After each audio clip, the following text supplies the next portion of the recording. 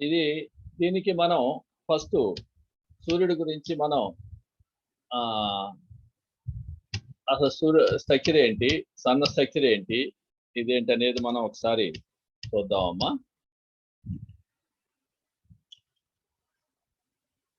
దీంట్లో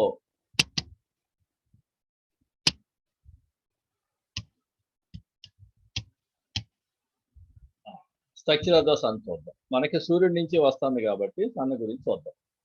సూర్యుని యొక్క విషయాన్ని మనం ఒకసారి డయాగ్రామ్ లో పరిశీలిస్తే దాన్ని సూర్యుని యొక్క స్ట్రక్చర్ ని మనం 3 రీజన్స్ గా డివైడ్ చేయొచ్చు. ఇప్పుడు మన భూమి తీసుకున్నాం. భూమి లోపల కొంత మెటీరియల్ ఉంటుంది, వాటర్ ఉంటుంది, మెటీరియల్స్ ఉంటాయి, మినరల్స్ ఉంటాయి, అట్లాగే ఖనిజాలు ఇవన్నీ ఉంటాయి దాంట్లో. తర్వాత పైకి వచ్చేసరికి ఉపరితలం ఉంటుంది మనకి. దీని తర్వాత మనకి వాతావరణం ఉంటుంది, అంటే ఆక్సిజన్, ఎయిర్ ఉంటుంది. ఈ ఎయిర్ లో కూడా డిఫరెంట్ లేయర్స్ ఉంటాయి మనకి.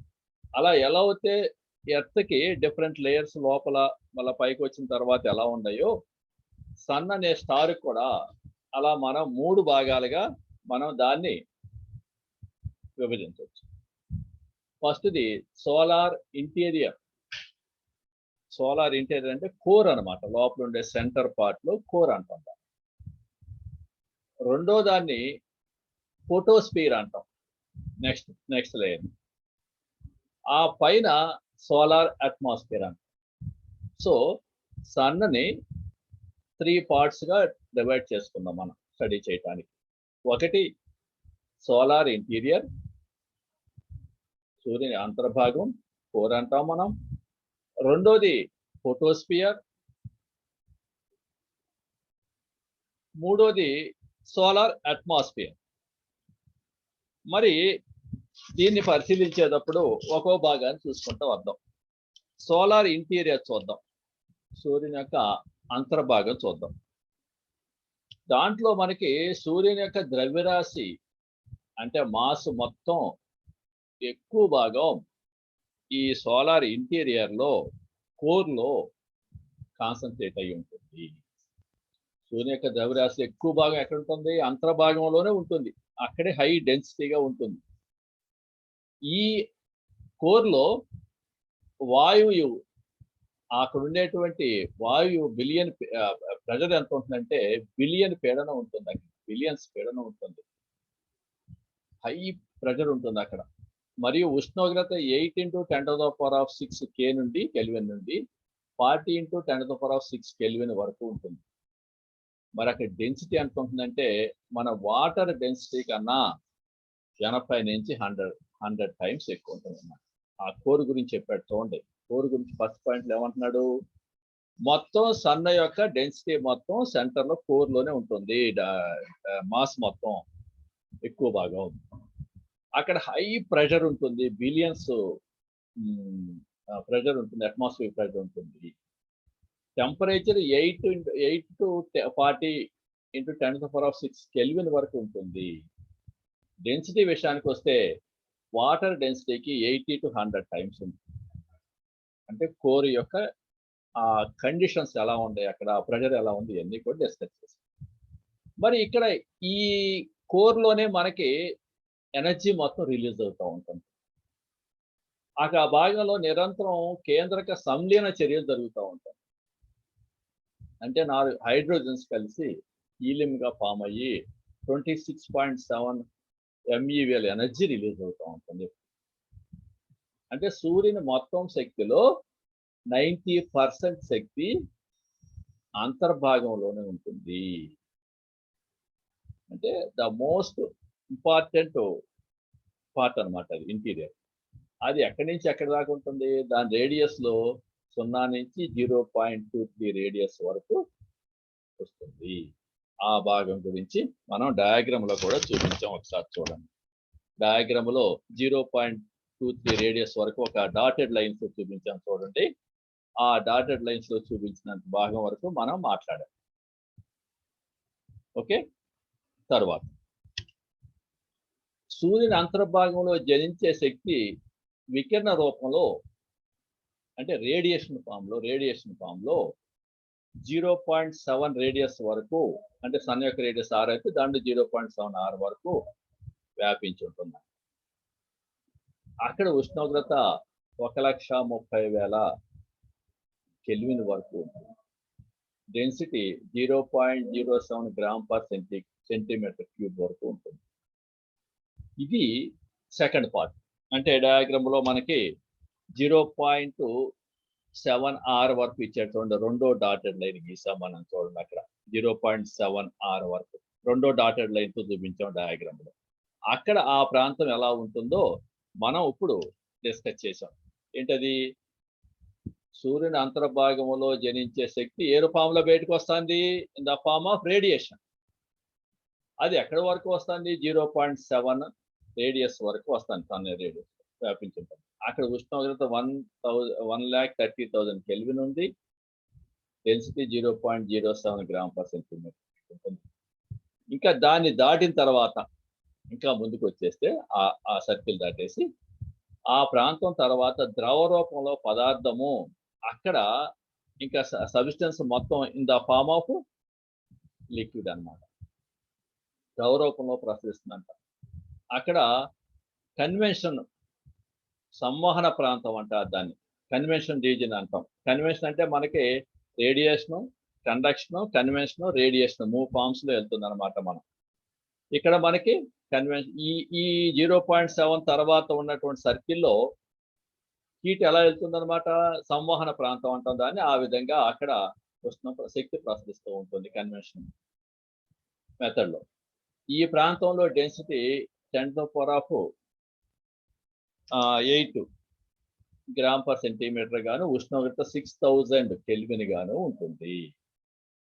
ఇది మనం ఇంటీరియర్ గురించి చదువుకున్నాం. మనం లోపల ఉన్నటువంటి ఇంటీరియర్ పార్ట్ గురించి 3 పాయింట్స్ గా చదువుకున్నాం. మనం 2 పాయింట్స్ లో చెప్పుకున్నాం. మనం ఫస్ట్ కోర్లో ఎలా ఉంది?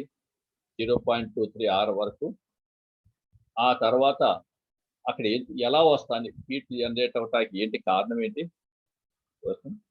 కేంద్ర సంలీనం అని చెప్పుకున్నాం. తర్వాత అక్కడి నుంచి 0.7 వరకు ఎలా ఉంది? 0.7 తర్వాత మనం చూస్తే లిక్విడ్ ఫామ్ లో ఉందంట. అక్కడ ద్రవ రూపంలో. అక్కడ కన్వెన్షన్ ఫామ్ లో హీట్ ప్రవహించింది. అక్కడి నుంచి పుట్టినటువంటి హీట్ అది ఆ ప్రాంతంలో ఎంత ఉందో కూడా మనం 6000 కెల్విన్ గా చెప్తున్నాం మనం. ఓకే, ఇది దీంట్లో లోపల ఉన్నటువంటి భాగం మనం మాట్లాడతాం. తర్వాత నెక్స్ట్ వెళ్దాం. రెండో భాగానికి వెళ్తే ఫోటోస్పియర్కి వెళ్దాం అమ్మా. ఈ సంవహన ప్రాంతం అన్నాం కదా, కన్వెన్షన్ రీజన్ అన్నాం కదా, లిక్విడ్ ఫామ్ లో ఉందన్నాం కదా, దాని తర్వాత నెక్స్ట్ స్టేజ్ అనమాట. దాన్ని ఫోటోస్పియర్ అంటాం మనం. ఆ కన్వెన్షన్ ఫామ్ అయిపోయిన తర్వాత దాన్ని ఏమంటాం మనం? ఫోటోస్పియర్ అంటాం మనం. దీంట్లో ఈ ఫోటోస్పియర్ లో ఈ ప్రాంతంలో గ్యాసెస్ ఫామ్ లో ఉంటాయమ్మా. అవన్నీ కూడా నాన్ ట్రాన్స్పరెంట్ గ్యాసెస్ ఉంటాయి. అవన్నీ అయనైజేషన్ ఫామ్ లో ఉంటాయి. ఇక్కడ ఏం చేస్తాయంటే అన్ని రేడియేషన్స్ ని అబ్జర్వ్ చేసుకుంటాం ఆ గ్యాసెస్, మళ్ళా ఉద్గారం చేయటం. ఈ విధంగా అక్కడ వికిరణాలను శోషించుకుంటూ ఉద్గారం చేస్తూ ఉంటాయి. ఫోటోస్పియర్లో ఏం జరుగుతుందో చూడండి. ఇక్కడ కాంతి ఉష్ణం బయటకు వస్తూ ఉంటుంది. ఈ ప్రాంతంలో నాన్ ట్రాన్స్పరెంట్ గ్యాసెస్ ఉంటాయి. అవి పూర్తిగా అయనైజేషన్ ఫామ్ లో ఉంటాయి. అన్ని రేడియేషన్స్ ని అబ్జర్వ్ చేసుకుంటూ ఉంటాయి, మళ్ళా ఉద్గారం చేస్తూ ఉంటాయి. ఈ విధంగా శోషించుకుంటూ ఉద్గారం చేస్తూ ఉంటాయి. ఇది ఫోటోస్పియర్ లో జరిగే. అంటే ఫోటోస్పియర్ లో ఆల్మోస్ట్ ఆల్ కన్వెన్షన్ లేయర్ తర్వాత మనకి అదేమో మనం లిక్విడ్ ఫామ్ అనుకున్నాం కదా, ఇక్కడికి వచ్చేసరికి ఆల్మోస్ట్ ఆల్ గ్యాస్ ఫామ్. అంటే మన భూమి మీద ఉపరితలం పైకి వచ్చినాక ఏ విధంగా గ్యాసెస్ ఉంటాయో ఆ విధంగా అక్కడ ఫోటోస్పియర్ అంటాం దాన్ని మనం. మరి నెక్స్ట్ మూడో పార్ట్ వచ్చేసరికి సోలార్ అట్మాస్ఫియర్, సూర్య వాతావరణం. అంటే ఫోటోస్పియర్ పైన మూడో భాగం వస్తే కదా, కోర్ చెప్పేసుకున్నాము, కన్వెన్షన్ రీజియన్ చెప్పేసుకున్నాము, తర్వాత ఫోటోస్పియర్ చెప్పేసుకున్నాము. ఆ తర్వాత మనం ఎక్కడికి వచ్చాము, సోలార్ అట్మాస్ఫియర్ పైకి వచ్చాము మనం. ఈ ఫోటోస్పియర్ పైన 10,000 కిలోమీటర్ 10,000 కిలోమీటర్ల మందం వరకు పారదర్శక వాయువులతో నిండి ఉంటుంది. అది అయ్యేమో నాన్ ట్రాన్స్పరెంట్, ఇక్కడేమో ట్రాన్స్పరెంట్ గ్యాసెస్ ఉంటాయి. ఉన్న భాగాన్ని క్రోమోస్పియర్ అంటారు. దీన్ని ఏమంటాము మనం, క్రోమోస్పియర్ అంటాం. ఫోటోస్పియర్ పైన 10,000 కిలోమీటర్ల మందంతో పారదర్శక వాయువులతో ఉన్న భాగాన్ని క్రోమోస్పియర్ అంటాము. హైడ్రోజన్ వర్ణపటం తీసుకున్నప్పుడు మనం హెచ్ ఆల్ఫా గీతం వలన క్రోమోస్పియర్ ఎరుపు వర్ణంలో ఉంటుంది. మనం హైడ్రోజన్ స్పెక్ట్రం పరిశీలిస్తే దాంట్లో హెచ్ ఆల్ఫా లైన్స్ వస్తాయి. ఈ క్రోమోస్పియర్ ఏ కలర్లో ఉంటుంది, ఎరుపు వర్ణంలో ఉంటుంది. సూర్య వికిరణ పరిక్షేపణ వలన క్రోమోస్పియర్ తీవ్రత తక్కువగా ఉంటుంది. ఇక్కడ స్కాటర్ అవుతుంది. ఆ వచ్చేటువంటి రేడియేషన్ ఈ గ్యాసెస్ వలన స్కాటర్ అవటం వలన క్రోమోస్పియర్ లో వికిరణ తీవ్రత తక్కువగా ఉంటుంది. అందుకని టెంపరేచర్ అక్కడ ఏమైంది, అక్కడ 6,000 కెల్విన్ ఉంటే ఇక్కడికి వచ్చేసరికి 4,500 కెల్విన్ మాత్రమే వచ్చింది. అంటే అక్కడికి వచ్చేసరికి ఇంకా తగ్గింది తీవ్రత. ఇలా కోర్ లో వచ్చినటువంటి టెంపరేచర్ ఒకసారి గమనిస్తే మనం అక్కడ 40 × 10⁶ కెల్విన్ నుంచి తర్వాత 1,30,000కి వచ్చి నెక్స్ట్ స్టేజ్ లోకి వచ్చేసరికి తర్వాత 6,500 కెల్విన్కి వచ్చింది. తర్వాత 4,500 కెల్విన్కి వచ్చింది ఉపరితలంకి వచ్చేసరికి. ఇది సూర్యుడు 3 పొరల్లో జరుగుతుంది. మనం డయాగ్రామ్ చూస్తే ఒకసారి మనకి అక్కడ డయాగ్రామ్ లో కనపడుతుంది. చూడండి, మనం రాసుకున్నాం. మనం డయాగ్రామ్ చక్కగా డయాగ్రామ్ వేయాలమ్మా ఎగ్జామ్ లో. అది అక్కడ 0.23 రేడియస్ వరకు తీసుకున్నాం. అక్కడ క్యారెక్టరిస్టిక్స్ ఎలా ఉన్నాయో మనం అక్కడ నోట్ చేసాం. టెంపరేచర్ ఎలా ఉంది, అట్లాగే డెన్సిటీ ఎలా ఉందో నోట్ చేసాం. తర్వాత 0.7 వరకు ఎలా ఉందో నోట్ చేసుకున్నాం మనం, టెంపరేచరు అదేవిధంగా డెన్సిటీ. తర్వాత కన్వెక్షన్ జోన్ గురించి చెప్పుకున్నాం మనం. అక్కడ ఆ కన్వెక్షన్ జోన్స్ లో ఎలా ఉందో రాసాం టెంపరేచర్. అది డయాగ్రామ్ చూస్తే మొత్తం అంతా మ్యాటర్ మనం డెవలప్ చేసుకుంటే వెళ్ళిపోవచ్చు దాన్ని. తర్వాత ఫోటోస్పియర్ కూడా రాసుకున్నాం. ఈ ఫోటోస్పియర్ లో మనం ఆ పై పొరకు వచ్చేసరికి క్రోమోస్పియర్ అన్నాం మనం. అక్కడ టెంపరేచర్ 5,000 వరకు, 4,600 5,000 కెల్విన్ వరకు చూపించుకున్నాం. ఈ విధంగా ఇక్కడ ఈ డయాగ్రామ్ అని గనక మనం అబ్జర్వ్ చేస్తే దీన్ని ఒక్కొక్క లేయర్ ని ఎక్స్ప్లెయిన్ చేసుకుంటా ఆ ఎక్స్ప్లెయిన్ చేసిన మొత్తం డయాగ్రామ్ లో కూడా మనం చూపించవచ్చు చక్కగా. తర్వాత ఇంకా కరోనా అనే ఒక భాగం గురించి మాట్లాడుకుందాం మనం. ఈ కరోనా అనేది ఇప్పుడు మనం మామూలుగా అయితే కనపడదు. అది సంపూర్ణ సూర్యగ్రహణం రోజున తెల్లని కాంతివంతమైన పొరగా కరోనా కనపడుతుంది. ఎప్పుడైనా మీరు టోటల్ సోలార్ ఎక్లిప్స్ చూస్తే మొత్తం సూర్యుడు కప్పడిపోయిందా, దాని చుట్టూ తెల్లగా కనపడుతుంది. అది సోలార్ ఎప్పుడైనా చూస్తే గమనించండి. అది అయిపోయిన తర్వాత జస్ట్ కొద్దిగా వదలగానే రింగ్ కనపడుతుంది, రింగ్ లాగా కనపడుతుంది మనకి. దాని ముందు పార్ట్ మన చుట్టూ తెల్లగా కనపడుతుంది. దాన్ని కరోనా అంటారు. ఇది అత్యధికంగా అయనీకరణ చెంది తక్కువ సాంద్రత కలిగిన వాయువులతో నింపుతుంది. దాంట్లో ఉన్న గ్యాసెస్ కంప్లీట్ గా అయనైజేషన్ ఫామ్ లో ఉంటాయి. అక్కడ సాంద్రత తక్కువ కలిగినటువంటి, డెన్సిటీ తక్కువ ఉన్నటువంటి ఉంటాయి. ఇవి షాక్ వేవ్స్ వలన ఉష్ణోగ్రత 10⁶కి పెరుగుతుంది. మళ్ళీ అక్కడ టెంపరేచర్ పెరుగుతుంది. అందుకే మనకి ఆ విధంగా కనపడుతుంది. సూర్యుని యొక్క వ్యాసం, రేడియస్ ఇందాక చెప్పుకున్నాం కదా, డయామీటర్ ఎంత వస్తుందంటే 1.39 × 10⁹ మీటర్ అన్నమాట సూర్యుని యొక్క డయామీటర్. భూమి నుంచి సూర్యుని గల సగటు దూరము 1.495 × 10⁻11 మీటర్. ఇది మనం ఒక సన్న స్ట్రక్చర్ గురించి మనం స్టడీ చేస్తాం. ఏమేమి పార్ట్స్ చెప్పుకున్నామో ఒకసారి మనం మాట్లాడుకుందాం. మాట్లాడుకుని అప్పుడు ముందుకెళ్దామమ్మా. ఒకసారి ప్రసాద్ చెప్పాయా, మనం ఏమేమి పార్ట్స్ గురించి చెప్పుకున్నాం చెప్పు ప్రసాద్ ఒకసారి.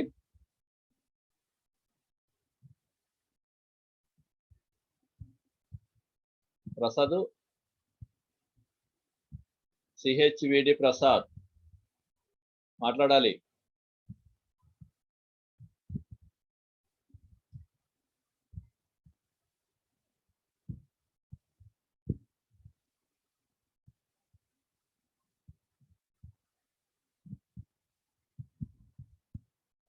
నాగలక్ష్మి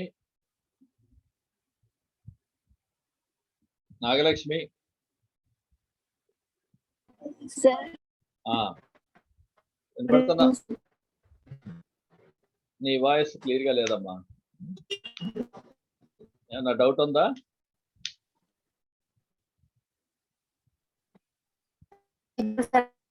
స్వర్ణలత మాట్లాడమ్మా. స్వర్ణలత సార్ చెప్పండి సార్. ఇప్పుడు మనం సోలార్ త్రీ పార్ట్స్ గురించి చదువుకున్నాం కదా. ఏమన్నా డౌట్ ఉందమ్మా దాంట్లో? డౌట్ ఎక్కడ ఉందమ్మా?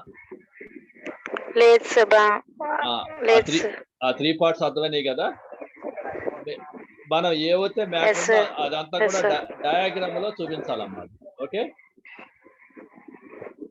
ఓకే అమ్మా. Okay sir. ఓకే.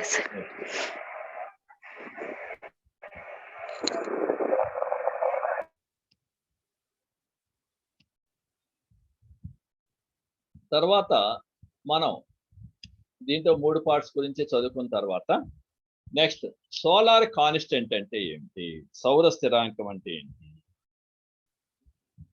సర్లే, ఇప్పుడు మనకి సన్ దగ్గర సోలార్ రేడియేషన్ బయటకు వచ్చింది. ఈ సోలార్ రేడియేషన్ మొత్తం యూనివర్స్ లోకి వెళ్ళిపోతుంది, అన్ని పక్కలకి వెళ్ళిపోతుంది. ఈ అన్ని పక్కలకి వెళ్ళిపోయేటువంటి రేడియేషన్ మనకి మన ఎర్త్ మీద కూడా వస్తుంది, మిగతా వాటి మీద కూడా వస్తుంది. ఈ వచ్చేటువంటి రేడియేషన్ ఎర్త్కి ఎంతవరకు వస్తుంది దాన్ని మనం సోలార్ కాన్స్టెంట్ గా డిఫైన్ చేస్తాం. అక్కడ ఏమని చెప్పుకున్నాం చూడండి definition. The total energy received from the sun, total energy received from the sun per unit area. ఎంత ఏరియా మీద తీసుకోవాలి? Per unit area kept perpendicular to the radiation. అది ఎలా ఉండాలి? ఆ వచ్చే రేడియేషన్ కి మనం పర్పెండిక్యులర్ గా తీసుకోవాలి ఆ యూనిట్ ఏరియాని. Just out side the earth atmosphere when the earth is at its mean distance from the sun. అంటే మనం సోలార్ కాన్స్టెంట్ ఎలా డిఫైన్ చేస్తాం చాలా జాగ్రత్తగా. అక్కడి నుంచి రేడియేషన్ వచ్చింది మనకి. మన ఎర్త్ మీదకి వచ్చేటువంటి రేడియేషన్ ఎంత, దాన్ని సోలార్ కాన్స్టెంట్ ఎలా డిఫైన్ చేసేస్తున్నామా?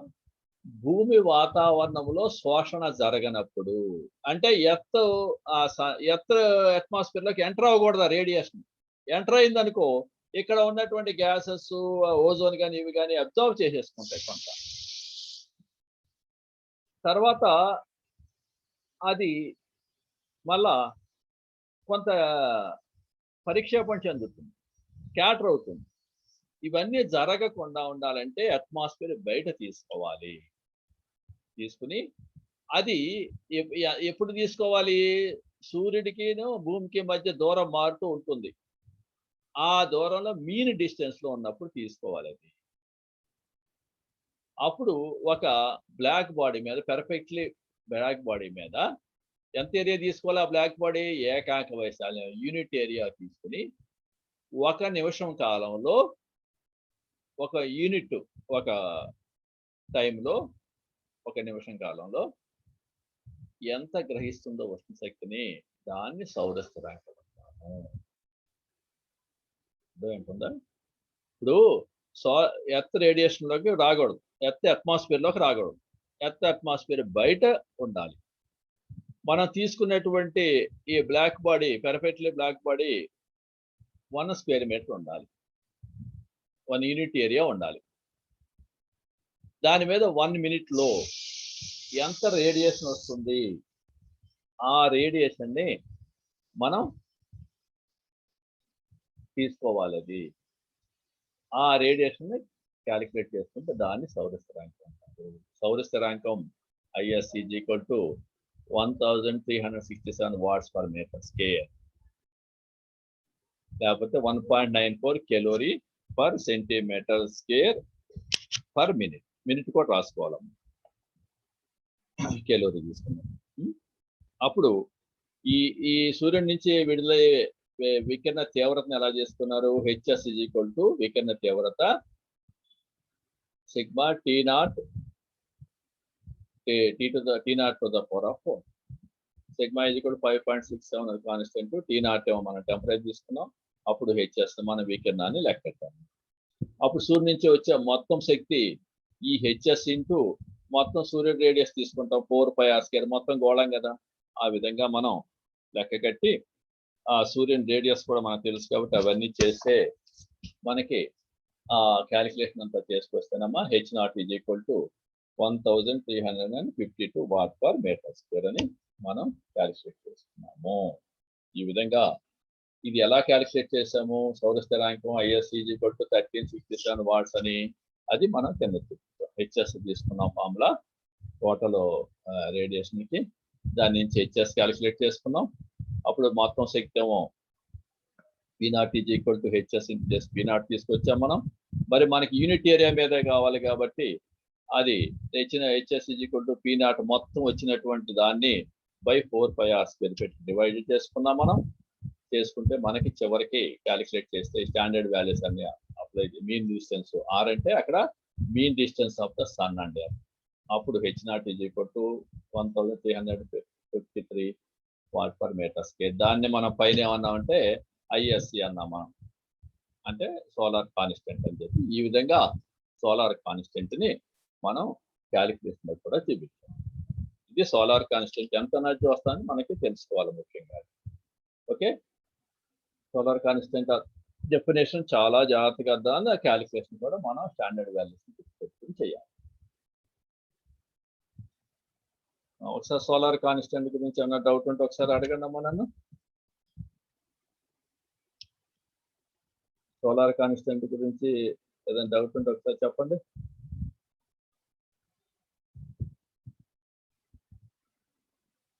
ఎవరన్నా మాట్లాడండి. డెఫినేషన్ ఒక్కసారి బ్రీఫ్ గా చెప్పండి సార్. ఓకే, డెఫినేషన్ ఏమంటాడంటే అమ్మా, ఇప్పుడు దాన్ని అర్థం చేసుకుంటే మనం రాసేయచ్చు. సూర్యుడి నుంచి రేడియేషన్ వస్తున్నాం. ఆ వచ్చినటువంటి రేడియేషన్ ఎర్త్ అట్మాస్ఫియర్ లోకి వెళ్ళకూడదు. ఎర్త్ అట్మాస్ఫియర్ లోకి వెళ్ళింది అంటే అది కొంత రేడియేషన్ అబ్జర్వ్ అయిపోవటం కానీ లేకపోతే స్కాటర్ అయిపోవటం కానీ జరుగుతుంది. అందుకని ఎర్త్ అట్మాస్ఫియర్ పైనే మనం చూడాలి ఎంత రేడియేషన్ వచ్చింది అనేది. అక్కడ మరి క్యాలిక్యులేట్ చేయాలంటే మనం అబ్జర్వ్ చేసుకోవాలంటే పెర్ఫెక్ట్లీ బ్లాక్ బాడీ తీసుకోవాలి. ఎంత తీసుకోవాలి? అది యూనిట్ ఏరియా ఉన్నటువంటి బ్లాక్ బాడీని తీసుకున్నాం మనం. మరి దాని మీద ఎంతసేపు పడినటువంటి రేడియేషన్ మనం గమనించాలి? 1 minute. అందుకని మనం తీసుకునేటువంటి black body 1 unit area and 1 minute టైంలో ఎంత రేడియేషన్ పడిందో చూసి దాన్ని మనం ఆ సోలార్ కాన్స్టెంట్ గా చెప్తాం. మరి సన్కి ఎర్త్కి మధ్య డిస్టెన్స్ కాన్స్టెంట్ గా ఉంటుందా అంటే ఇది ఎలిప్టికల్ ఆర్బిట్ లో తిరుగుతాయి కాబట్టి ఒకసారి దగ్గర ఒకసారి దూరంగా ఉంటాయి. కాబట్టి ఏ డిస్టెన్స్ తీసుకోవాలి, ఎప్పుడు తీసుకోవాలండి? అది మీన్ డిస్టెన్స్ లో ఉన్నప్పుడు. సన్కి ఎర్త్కి మధ్య తక్కువ ఉన్నప్పుడు తీసుకోకూడదు, ఎక్కువ ఉన్నప్పుడు తీసుకోకూడదు. మీన్ డిస్టెన్స్ లో ఉన్నప్పుడు ఎర్త్ అట్మాస్ఫియర్ కి outside unit area black body మీద 1 minute లో పడేటువంటి సన్ రేడియేషన్ ని మనం సోలార్ కాన్స్టెంట్ గా చెప్తాం. So these are the conditions. Atmosphere బయట 1 minute లో యూనిట్ ఏరియా గల బ్లాక్ బాడీ రేడియేషన్ మీద సన్ ఎర్త్ మధ్య డిస్టెన్స్ మీన్ డిస్టెన్స్ లో ఉన్నప్పుడు 1 minute లో పడే రేడియేషన్ ని మన సోలార్ కాన్స్టెంట్ గా డిఫైన్ చేస్తాము. ఓకే అమ్మా? Okay sir, thank you. Okay, Chandu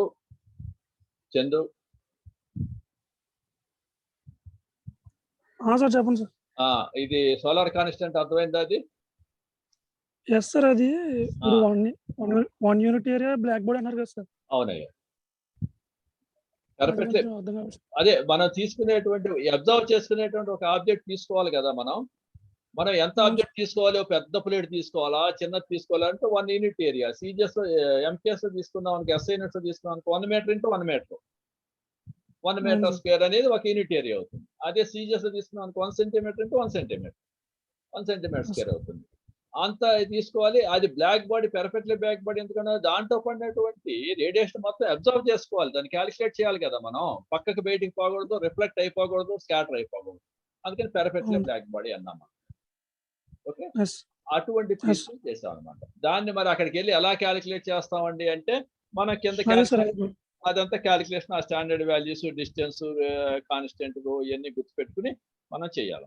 okay, చివరికి వచ్చేసరికి మనం ఏం చేస్తాం, బై 4πr² చేస్తాక నువ్వు అడిగే యూనిట్ ఏరియా తీసుకురావటానికే కింద 4πr² పెట్టి డివిజన్ చేశాం కదా, అందుకని యూనిట్ ఏరియా తీసుకొచ్చాం మనం. Okay okay okay. Next solar constant అయిపోయిన తర్వాత మనం ఇంకో విషయం కూడా మాట్లాడుకోవాలి. ఏంటది? Direct, diffuse and total solar radiation. Direct, diffuse and total radiation. ఏంటి డైరెక్ట్ ఏంటి, తర్వాత డిఫ్యూజ్డ్ ఏంటి, అండ్ టోటల్ సోలార్ రేడియేషన్ ఏంటో వారు మాట్లాడారు. ఇప్పుడు మనకి అట్మాస్ఫియర్ వరకు వచ్చిందమ్మా రేడియేషన్.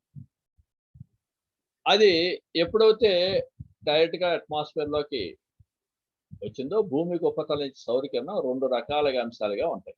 ఒకటి డైరెక్ట్ బీమ్ రేడియేషన్ అంటాం, అంటే నిటారుగా వచ్చేది.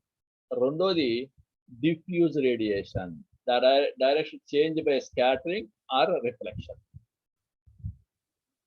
ఏమవుతుంది, సూర్యుడి నుంచి వచ్చే వికిరణం డైరెక్ట్ గా వచ్చేస్తుంది, అది దాన్ని డైరెక్ట్ రేడియేషన్ అంటాం మనం. దాని డైరెక్షన్ లో నిటారుగా వచ్చేస్తాయి, ఎటువంటి మార్పులు ఉండవు. ఏవైతే ఈ భూమి యొక్క అట్మాస్ఫియర్ లో ఉన్నటువంటి గ్యాసెస్ మీద పడినాయో ఆ గ్యాసెస్ అయనైజేషన్ అవటం, లేకపోతే రిఫ్లెక్ట్ అవటం, లేకపోతే స్కాటర్ అయిపోవటం. రిఫ్లెక్ట్ అంటే వెనక్కి వెళ్ళిపోతుంది, స్కాటర్ అయిపోవడం అంటే పక్కకి అటు చాలా అయిపోవటం, ఇలా వచ్చేదాన్ని వస్తుంది. అంటే టోటల్ గ్లోబల్ రేడియేషన్ అంటే ఏమవ్వాలి, మనకు వచ్చేటువంటి beam radiation, direct radiation plus diffused radiation, ఈ రెండు కలిపి మనం టోటల్ రేడియేషన్ అంటాం. మనం అంటే వచ్చేటువంటి రేడియేషన్ కొంత చాలా డైరెక్ట్ అంతా భూమి మీద రాట్లా, కొంత రిఫ్లెక్ట్ అయిపోతుంది. అందుకని ఇప్పుడు మనకు అదే వస్తుంది. ఇప్పుడు ఇక్కడ మన భూమి మీద ఇది ఉండబట్టే, ఈ అట్మాస్ఫియర్ ఉండబట్టే మనకి ఇక్కడ టెంపరేచర్ కరెక్ట్ గా మెయింటైన్ అవుతుంది. అదే ఇప్పుడు మూన్ మీద తీసుకున్నాం అనుకోండి, మూన్ మీద అట్మాస్ఫియర్ ఉండదు. అందుకని మూనుకి సన్నబడే చోట విపరీతమైన టెంపరేచర్ ఉంటుంది, సన్నపడిన కొండ నీడ పక్కనే విపరీతమైనటువంటి కూలింగ్ ఉంటుంది. అలా ఉంటుంది, అట్మాస్ఫియర్ చాలా కంట్రోల్ చేస్తూ ఉంటుంది. అందుకని డైరెక్ట్ బీమ్ రేడియేషన్, దాన్ని బీమ్ రేడియేషన్ అంటాం. అంటే చేంజ్ డైరెక్షన్ లేకుండా నిటారుగా వచ్చే కిరణాలు, ఇవి చాలా ఇంపార్టెంట్. మనకి ఇవే బాగా ఉపయోగపడతాయి మనకి సోలార్ ఎనర్జీ యూజ్ చేసేటప్పుడు. డిఫ్యూజ్ రేడియేషన్ లో direction change by scattering or reflection, విస్తరణ వికిరణం అంట. ఈ రెండు కలిపి అక్కడ డయాగ్రామ్ చూస్తే, మనకి ఎర్త్ మీద చూస్తే అక్కడ మనకి ఒక డయాగ్రామ్ చూపించామమ్మా. డైరెక్ట్ గా మనకు పడేటువంటి చూపించాం మనం, డైరెక్ట్ రేడియేషన్ అన్నాం మనం.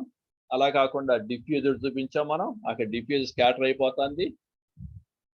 ఇది టైం అయిపోయేటట్టు ఉంది, మళ్ళా యాడ్ అవ్వండి. మళ్ళీ ఒకసారి అందరూ అదే దాంతో